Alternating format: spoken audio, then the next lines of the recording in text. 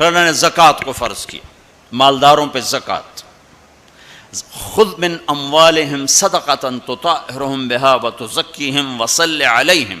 زکوٰۃ اتنا بڑا عمل ہے کہ اللہ تعالیٰ ہمیں کہتا ہے کہ میرے نبی پہ درود پڑھو، فرشتوں سے کہتا ہے میرے نبی پہ درود پڑھو، اور خود بھی کہتا ہے کہ میں اپنے نبی پر درود بھیجتا ہوں. اللہ کی طرف اب درود کی نسبت وہ رحمت ہے، اور فرشتوں کی طرف ہماری طرف درود کی نسبت دعا ہے جو ہم کرتے ہیں، صلی علی محمد وعلی آل محمد. تو اللہ تعالیٰ نے ہمیں آپ کو پوری دنیا کے اہل ایمان کو فرشتوں کو حکم دیا کہ میرے نبی پر درود پڑھو، اور خود بھی پڑھتا ہے ان اللہ وملائکتہ یصلون علی النبی. جو لوگ اللہ کے نام پہ خرچ کریں گے تو اللہ تعالیٰ کہہ رہا ہے وصلی علیہم، اے میرے حبیب ساری امت پر نہیں، جو تیری امت میں میرے نام پہ خرچ کریں گے ان پہ تو درود پڑھ. اگرچہ یہاں صلی دعا کے معنی میں ہے کہ تو ان کے لیے دعا کر، آپ ان کے لیے دعا فرمائیں. تو مال خرچ کرنے والوں کے لیے اللہ اپنے حبیب سے فرما رہے ہیں کہ ان کے لیے آپ دعا کریں. صلی علیہم ان صلاتک سکن لہم. آپ کی جو دعا ہوگی اور آپ کی جو صلات ہوگی، جو آپ کا درود ہوگا، دنیا اور آخرت کے سارے مسائل ان کے حل کر کے لے جائے گا. ان کی دنیا بھی سکھی کر دے گا، ان کی آخرت بھی سکھی کر دے گا. تو اللہ تعالیٰ نے زکوٰۃ فرض کی، اور بہت تھوڑی فرض کی. پہلی امتوں پر تھی 100 میں 10 روپے، اور ہماری ہے 100 پہ 2.5 روپے. اور اتنا فضل فرمایا کہ پورا سال پیسہ پڑا رہے، پھر کہا اس میں سے 2.5 روپے دے دو، 2,500 دے دو. اگر استعمال ہو جائے تو کوئی سال سے ایک دن پہلے اگر وہ مال خرچ ہو گیا ہے تو زکوٰۃ ختم ہو گئی. اور 82 دفعہ قرآن میں مال خرچ کرنے کا حکم آیا، 82 دفعہ. اور اللہ تعالیٰ نے ترغیب دی ہے کہ مالدار فقیروں پہ خرچ کریں. پھر اللہ تعالیٰ نے فقیروں کو ترغیب دیا کہ تم بھی جتنی وسعت ہو خرچ کیا کرو. میرے نبی نے ترغیب دی، سبق درہم 100,000 درہم. 1 روپیہ اللہ کے نام پہ خرچ کرنا 1 لاکھ روپیہ خرچ کرنے سے بڑھ گیا. تو صحابہ نے عرض کی وہ کیسے بڑھ گیا؟ تو آپ نے کہا ایک آدمی کے پاس 2 روپے، ایک آدمی کے پاس کروڑوں روپے. جس کے پاس 2 روپے تھے اس نے 1 روپیہ اللہ کے نام پہ دے دیا، اور جس کے پاس کروڑوں تھے اس نے 1 لاکھ دیا. جس نے 2 میں سے 1 دیا اس نے اپنے مال کا آدھا حصہ دیا. جس نے 1 لاکھ دیا اس نے اپنے مال کا کوئی 1000واں حصہ دیا. جب تولا جائے گا تو 1 روپے کا وزن 1 لاکھ سے بڑھ جائے گا. اور اس کا ایک واقعہ بھی، حضرت عمر ہمیشہ حضرت ابو بکر سے کوشش کرتے تھے آگے نکل جاؤں، آگے نکل جاؤں، آگے نکل جاؤں. ساری زندگی موقع نہ بن سکا. تبوک کا موقع آیا تو اللہ کے نبی نے کہا مال خرچ کرو. عثمان رضی اللہ تعالیٰ نے 10,000 لشکر کا سارا سامان تیار کیا. ان کی سواریاں، ان کا راشن کے لیے تھیلوں کو بند کرنے کے لیے دھاگے تک اپنے گھر سے دیے، اور 300 دینار اوپر دیے. تو اللہ کے نبی کی جھولی میں وہ 300 دینار پڑے تھے یوں، اور آپ ان دیناروں کو اٹھا کے یوں فرما رہے تھے ما علی عثمان اللہ یعمل بعدا. عثمان آج کے بعد کچھ بھی نہ کرے تو جنت واجب ہوگی. تو عمر کہنے لگے آج میں ابو بکر کو کاٹ سکتا ہوں، آج میں اس سے آگے نکل سکتا ہوں کہ وہ آج کل غریب ہے، میں مالدار ہوں. تو وہ تھوڑا لائے گا، میں زیادہ لاؤں گا تو میں بڑھ جاؤں گا. لہٰذا انہوں نے اپنے مال کا آدھا حصہ، آدھا گھر میں رکھا اور آدھا لے کر آئے. ابو بکر نے جھاڑو پھیر دیا، جو کچھ تھا وہ سارا سمیٹ کے لے آئے. جب دونوں پراپرٹی سامنے رکھی گئیں تو حضرت عمر کی بہت زیادہ نظر آ رہی، ابو بکر کی بہت تھوڑی نظر آ رہی. لہٰذا حضرت عمر بڑے اطمینان میں کھڑے کہ آج جیت خطاب کے بیٹے کی ہے. میں قربان جاؤں، اللہ رسول تو جانتے ہیں کہ کون کیا کر کے آیا ہے. تو میرے نبی نے سوال ہی بدل دیا، جو اس موقع کا سوال ہی نہیں. کوئی آدمی مسجد میں چندہ دینے جائے، مدرسے میں چندہ دینے جائے، کہا جی مول صاحب یہ 1 لاکھ روپیہ ہے مدرسے کے لیے، مسجد کے لیے. آگے مولوی صاحب کہیں پیچھے کتنے پڑے ہوئے ہیں، تو کہے گا اے بھی واپس کرو، میں تو تھوڑی نیت ہے جو کوئی چکر لگتا ہے. کہ تسی ٹھیکیدار ہو مگر علی شاید ابھی پیچھے کتنے پین. یہ موقع کا سوال ہے ہی نہیں. مولوی صاحب کو چاہیے جی جزاک اللہ یہ لیجئے رسید بسم اللہ، پھر بھی موقع آئے تو دیتے رہیں. تو میرے نبی نے پوچھنا یہ تھا ابو بکر کتنا لائے ہو، عمر کتنا لائے ہو، اور یہی اس موقع کا سوال ہے.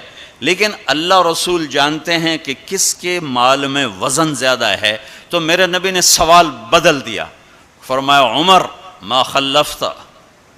واہ واہ، عمر پیچھے کیا چھوڑ کے آئے ہو؟ تو حضرت عمر تو وہیں دھڑم ہو گئے گا، بابا میں گیا. سوال سے ہی وہ پتہ چلے گا، بابا میری کلی اڑ گئی وکٹ. عمر ما خلفت یا ما ترکت لأہلک، یہ دونوں الفاظ ہیں. پیچھے گھر والوں کے لیے کیا چھوڑا؟ تو پہلے حضرت عمر بڑے جوش میں کھڑے تھے، پھر ایک دم ڈھیلے ہو گئے. کہنے باجی آدھا چھوڑا ہے آدھا لایا ہوں. پھر آپ نے کہا ابا بکر ما خلفت یا ما ترکت لأہلک، ابو بکر تو پیچھے چھوڑ کے کیا آیا، بچوں کے لیے کیا چھوڑ کے آیا؟ تو انہوں نے کہا ترکت اللہ ورسول، میں تو اللہ اس کے رسول کو چھوڑ کے آیا ہوں، باقی سب کچھ لے آیا. تو اس پر عمر کہنے لگے ابو بکر میں نہیں تجھ سے آگے بڑھ سکتا، کوئی بھی تجھ سے آگے نہیں بڑھ سکتا. اور اگلی سنو،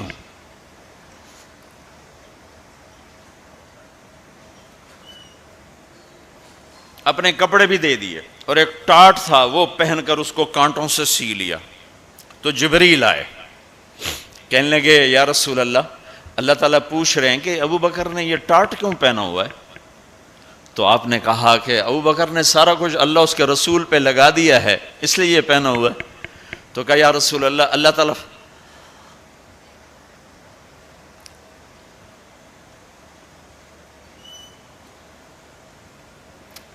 تعالیٰ فرما رہے ہیں ابو بکر سے پوچھو مجھ سے راضی تو ہے، مجھ سے راضی تو ہے، اس فقر میں مجھ سے راضی ہے؟ میں تو اتنا سفر کر کے آیا ہوں، حالانکہ ابھی 4 دن پہلے میں 12 ملکوں کا 10 ملکوں کا سفر کر کے ہوں، ساری ہڈیوں میں درد ہے.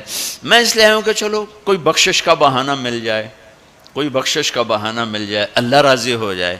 آپ سارے اس لیے حج پہ جا رہے ہو کہ اللہ راضی ہو جائے. جو سارے جہان سے کہتا ہے مجھے راضی کر، وہ کہہ رہا ہے ابو بکر سے پوچھو مجھ سے راضی تو ہے. تو آپ نے کہا ابو بکر تیرا رب تجھے سلام بھی کہہ رہا ہے اور پوچھ رہا ہے کہ راضی ہو. تو ابو بکر کی چیخیں نکلی، میں اپنے رب سے راضی، میں اپنے رب سے راضی، میں اپنے رب سے راضی. میرے بھائیو بہنوں، زندگی ایسے گزار کے مرو کہ اللہ کو ملو تو اللہ خوش ہو کے مل رہا، ایسے نہ مرو کہ اللہ کی بارگاہ میں پیش کیے جا رہے ہوں مجرم بن کر، قیدی بن کر. تو اللہ اس کے رسول نے مال لگانے پر زور دیا. اللہ چاہتا تو سب کو مال دے دیتا، کسی کو فقیر کسی کو مالدار. مالدار کا شکر کا امتحان لیا، فقیر کے صبر کا امتحان لیا. کہ اللہ فقیر کا صبر دیکھے گا، مالدار کا شکر دیکھے گا. اور جب مالدار لوگ زکوٰۃ نہیں دیتے تو پھر عزتیں نیلام ہوتی ہیں. جب سب کچھ اپنے اوپر لگانے کا ذوق بن جاتا ہے اور اپنے ہی بڑے بڑے زیور، کپڑے، گھر، گاڑیاں. یہ بھی لاہور کا واقعہ ہے. بیگم صاحب ڈرائیور کے ساتھ گئی ہیں اور واپسی پہ کہہ رہی ہیں اسلم ڈرائیور آج میری بڑی اچھی قسمت، وہ ساڑی میں نے لی تو میں سمجھ رہی تھی 1 لاکھ کی ہے، وہ تو مجھے 75,000 میں مل گئی، بڑی سستی مل گئی. خوش ہو کے ڈرائیور کو بتا رہی. تیسرے دن ڈرائیور کے بیٹے کا بازو ٹوٹ گیا. وہ آ کر کہتا ہے صاحب جی میری تنخواہ میں تو اس کا علاج ہو نہیں سکتا، تو مہربانی کر کے کچھ میری مدد کر دیں، اس کا علاج ہو جائے. تو صاحب کہتے ہیں اسلم تمہیں پتہ تو آج کل کاروبار بڑا مندہ ہے، تو میرے پاس تو گنجائش نہیں، میرا ایک ڈاکٹر دوست ہے میں اسے فون کر دیتا ہوں، وہ تمہاری مدد کر دے گا. جب اس طرح ہوتا ہے تو پھر ڈاکے، چوریاں، قتل و غارت شروع ہوتے ہیں. جب اس طرح ہوتا ہے تو مالداروں میں تکبر پیدا ہوتا ہے اور غریبوں میں ظلم پیدا ہوتا ہے۔ تو زکوٰۃ ایک بہت بڑا عمل ہے،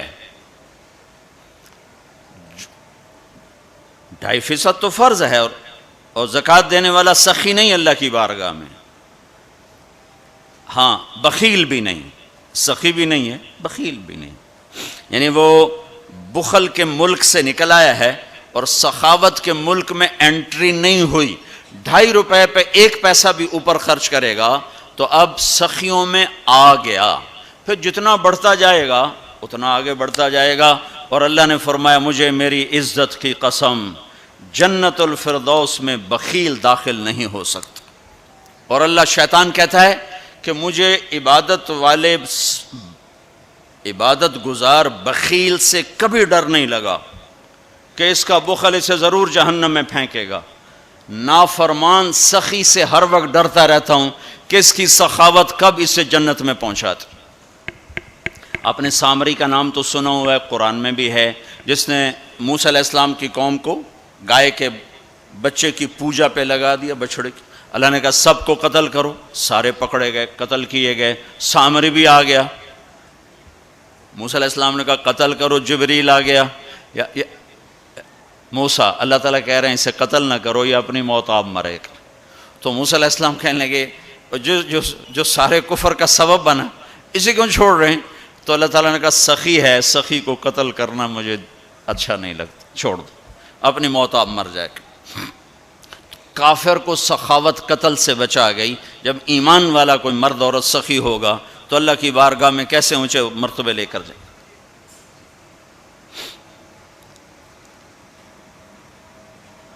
تو اپنے اوپر خرچ کرو وسعت کے مطابق، اللہ نے روکا نہیں ہے، منع نہیں کیا ہے، لیکن غریب کو بھی یاد کرو۔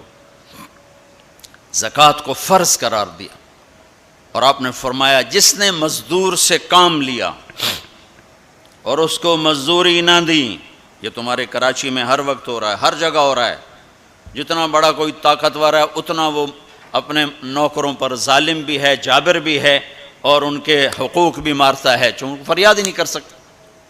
میرا پنجاب کا زمیندارہ ماحول سارا ایسا ہی۔